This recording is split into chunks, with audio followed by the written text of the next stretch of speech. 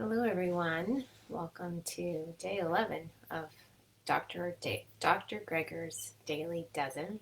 Again, I forgot my light today, anyways, so I'm a little shadowy, but that's okay. So today is beverages. so there's really not a ton to say about beverages. We all know drinking water is important, right?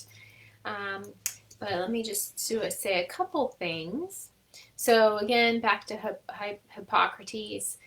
First, let's say so the recommendation is 5 cups a day, and it's really of water, tea, coffee, um, anything other than alcoholic beverages counts. Okay, and it's one serving, 1 cup of 5 serving is 8 ounces, and you want five servings a day. 12 ounces. 12 ounces. Sorry, I don't know why it's not showing up here. Anyways, so back to Hippocrates. So more than 2,000 years ago, if we could, he said, the father of medicine, if we could give every individual the right amount of nourishment, not too little and not too much, we would have found the safest way to health. So this is a great way of summarizing kind of like everything that we've been talking about for the past 2 weeks. So interestingly, so everyone has heard the recommendation of 8 drinks a day, right? I love this story. That recommendation actually comes from one study in 1921, literally 100 years ago, right? And the author, one person, measured his own urine and sweat and calculated how much body weight he lost.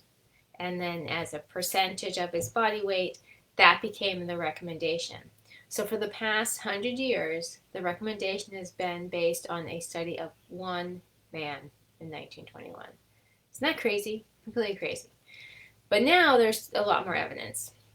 A lot more evidence that drinking is, that not drinking enough water is associated with a variety of problems, including falls and fractures. And it all makes sense, right? If you think about it. Heat stroke, heart disease, lung disorder, kidney disease, kidney stones, bladder and colon cancer, urinary tract infections, constipation, dry eye, cavities, decreased immune functioning, even cataract formation. And it all makes sense. We need to keep things moving, particularly in the urine, the bladder, kidneys, bladder. That all makes sense. We got to keep things moving. You don't want things stagnant there.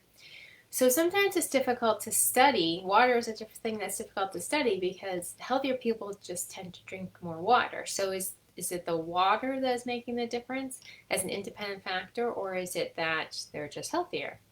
But some studies were able to have been able to kind of separate it out. There's a Harvard study that found that the risk of bladder cancer decreased by 7% for every extra daily cup of fluid consumed. The Adventist Health Study, which I'm not sure if I've talked about in these lives. I have talked about in my Plant-Based 101. But the Adventist Health Study is a study of a group in Loma Linda, California. It's a group of Seventh-day Adventists where they are primarily vegetarian. There's vegetarian, vegan, semi-veg, like flexitarian, but the majority of them are vegetarian. So they do a lot of other health promoting factors. They exercise, they have community.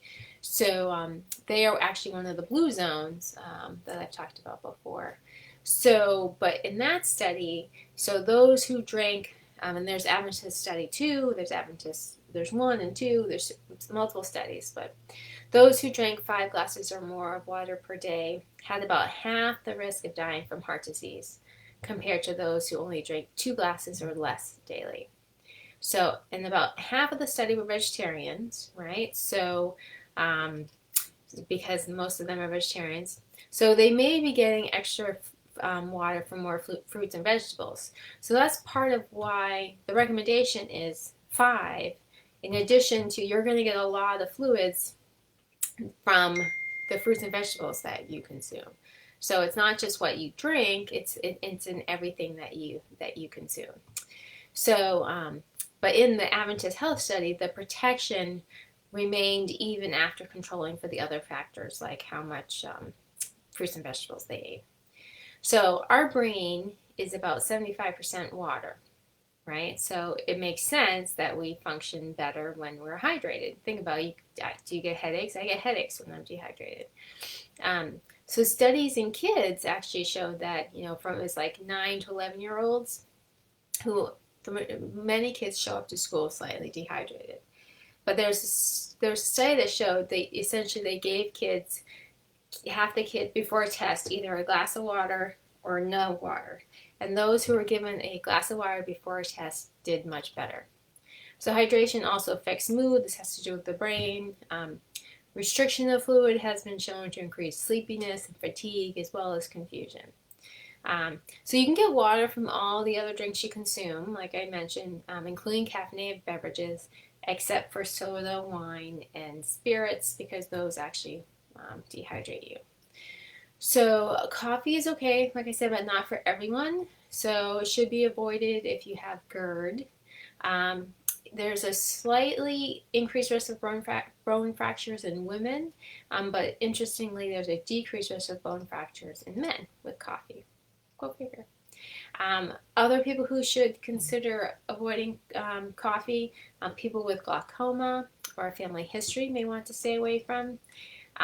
Coffee intake is associated with urinary incontinence in both men and women, and that makes sense, right? There are some case reports of people having less seizures after stopping coffee, and that's stimulant effect.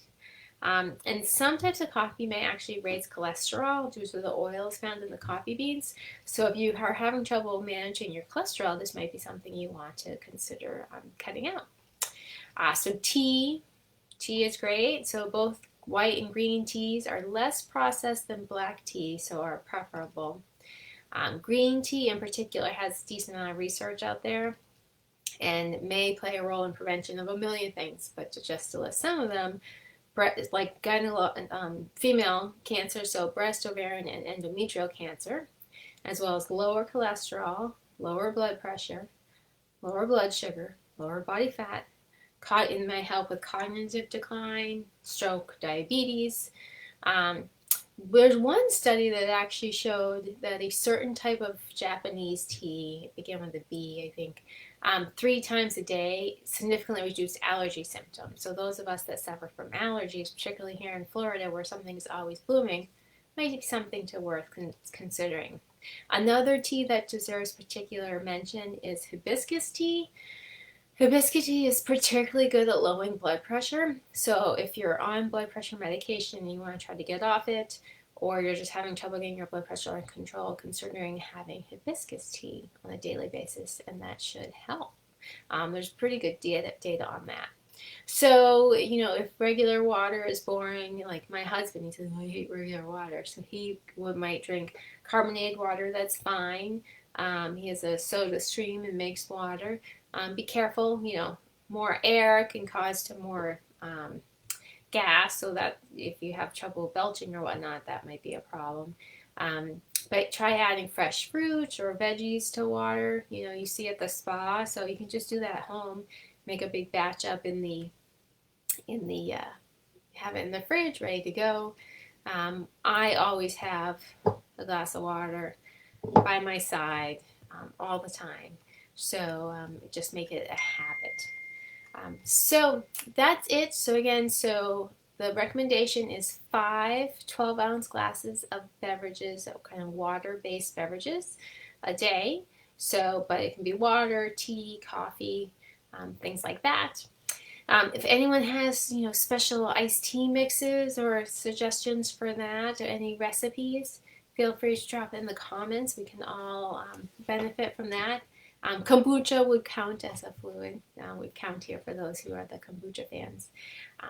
So that's it. Tomorrow we're on our last one. We're doing exercise. Other than that, I hope you guys have a great day. Stay safe out there.